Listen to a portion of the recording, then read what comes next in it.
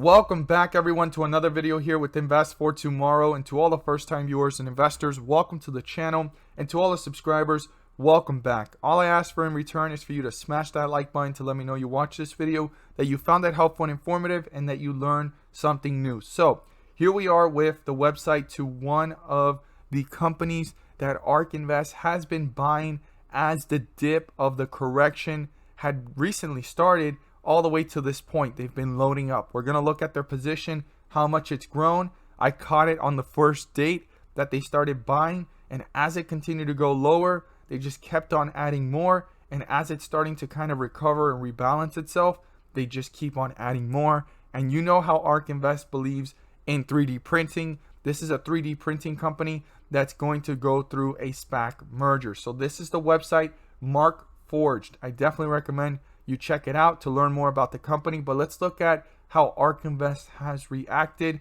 and we've been talking about this one since I started to see strength. So we went ahead and talked about this one over the weekend, and I stated over at the Patreon that A1, this is a SPAC merger that has been pulling down due to the market conditions in the last month, but picked up steam recently. The merger has not been finalized, and it should switch from A1 to MKFG sometime close to the beginning of the summer once the merger is finalized. So it's still in the process. It's not even guaranteed.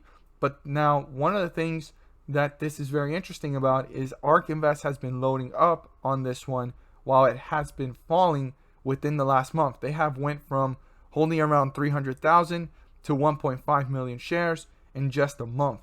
That's a bold approach, getting into this one early because the merger has not been finalized. While sitting at $12, it's looking interesting. The closer to 10, the more interesting it gets. I will post a link down below for you guys to see the company and so forth. And I even saw an article. But if you guys want to know live updates and weekly updates on when I'm looking at different ticker symbols, you can join over at the Patreon. You'll gain access to all the ones I've talked about previously and the ones I'm going to talk about in the near future as the weeks go by. So we've been talking about this one and watching this one, and I definitely talked about how, you know, on the RSI it's pulling upwards, the MACD, there's almost a cross here, crossing section that it can continue to pull up possibly, and there's some recovery, but we wanted to watch it to see if there was a pullback since the whole market was pulling back, you know, on Monday, slight recovery, then yesterday it looked a little bit red, and today it got green. So we'll see how things play out the rest of this week, but, you know, at $12, this is looking like a bold decision from ARK Invest to be buying on the way down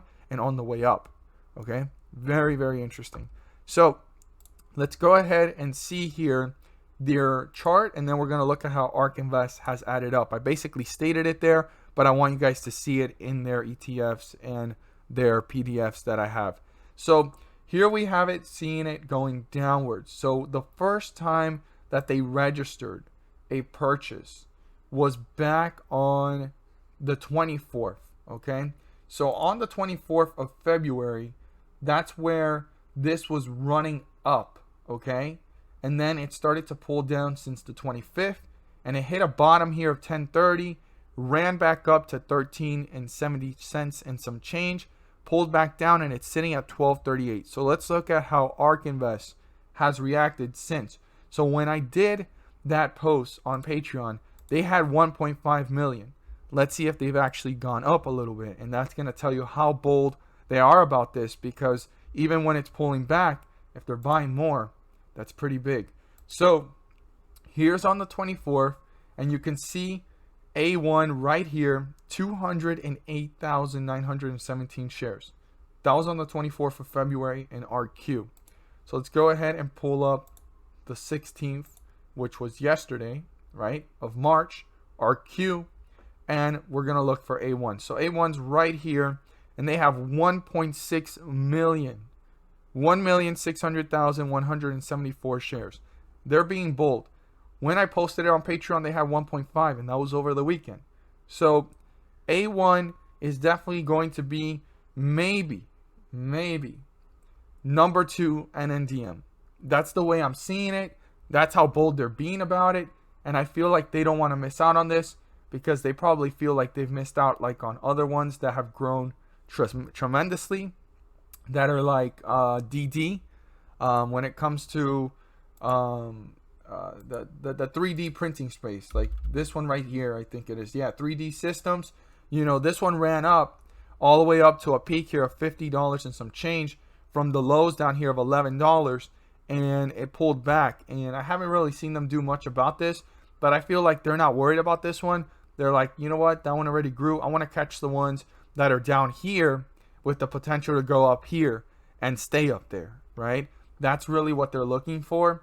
So A1 is definitely looking like an opportunity, and this is definitely one you want to keep on your watch list and do more due diligence on. So definitely go to their website to see more about them. But man, 3D printing is looking like the future for real. If we haven't accepted it yet, you know, those are some of the plays that are going to be growth sectors in the future, and they're going to change the way things are done, you know, systematically like we know it. I mean, it's just incredible what a 3D printer can create while no one's around. It can just do it.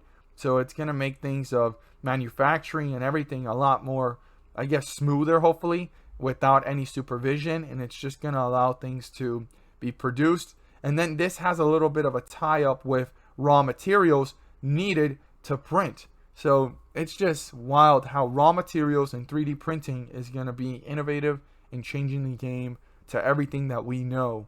And that's part of the market. I mean, the market is always ever changing. There's always new innovation. And while you don't want to accept certain things, it's probably the time to accept it, especially when you see institutional investors being bold. I definitely look into other institutional investors if they're buying into this one before the merger. That would be interesting as well. But I believe that, you know, for, you know, the track record of NNDM in ARK Invest portfolio and growing through all these offerings in the pullback and running back up, and how bold CATHIE Wood is on 3D printing, and she's going into this one before the merger. I mean, that says a lot. I look forward to seeing your guys' thoughts down below and how you feel about this one, but definitely one to add to your watch list. As always, guys, thank you guys so much for watching, and let's make it. All right, everyone, welcome back to another video here with Invest for Tomorrow. And as we could see here on the screen, we have Palantir's website up. PLTR stock is what we're going to talk about, so stay tuned for all the information. If you learned something new or you find this helpful and informative, all I ask in return is for you to smash that like button, and let's get right into it. So the website's here on the screen. I highly recommend checking out the website to understand the company much more than what I'm about to cover. But let's talk about some very interesting stuff. So far in this downward trend, after hitting a high here of $45 back in January, going into almost February, it's hit lows here of $20. If this stock holds itself up above $20, it's definitely showing strength, but anything between $20 to $15 is definitely something to look into, further understand the company to make a rational decision as an investor. So let's talk about what's attracted me the most to this company. So the first thing is institutional ownership. It's been going up tremendously, and I have BlackRock pulled up. They own already 33 million in total. And then we also have Vanguard, which I like to look at. They're tremendous as well, and they have 20 million in total. Now, as we could see here, since the beginning of March, Vanguard has been loading up to their ETFs and their index funds tremendously, right? Since the beginning of March, and many others. And as we scroll down here, we can see that one of the conservative banks here, JP Morgan and Chase, has almost 20 million shares at 1178. So they've been in this one early. Either they went ahead and added some more on February 19th or a little bit before that they had to file a 13 FA, but still they have a tremendous amount of shares. So let's look at what this stock has going for it. So back on the 8th of February, Palantir soars on artificial intelligence partnership with IBM. So this is a big deal. IBM has been trying to do what PLTR can offer for quite some time. They created this supercomputer, and it's called the IBM Watson. Well, the Watson didn't meet the expectations that IBM wanted it to be, and it's supposedly the supercomputer that was going to be able to offer AI intelligence and cloud services, and that has not failed completely, but not has been what they expected. So we can see here in the whole entire article, just zooming right into what's important, the product is intended to make it easier for businesses to build and deploy AI-infused applications with IBM Watson. So PLTR is going to be able to gain access through IBM's customers, IBM's name, following. PLTR is going to obtain market share there because IBM Watson is literally using PLTR stock's innovation and product to make the IBM Watson be what it is. So it's almost like a phone manufacturer using a specific chip for the processor to that phone. And IBM is the phone and the chip is PLTR to give that processing potential and fuel. So that right there is very, very interesting to me. This is a short clip talking about it when Jim Cramer talked about it, but that right there showed me a lot of potential here because IBM is depending on a smaller company than it to go ahead and provide one of its services. That's going to give PLTR an upper hand. So we also have CATHIE Wood, ARKW on the 4th. We can see here PLTR, 2.1 million shares.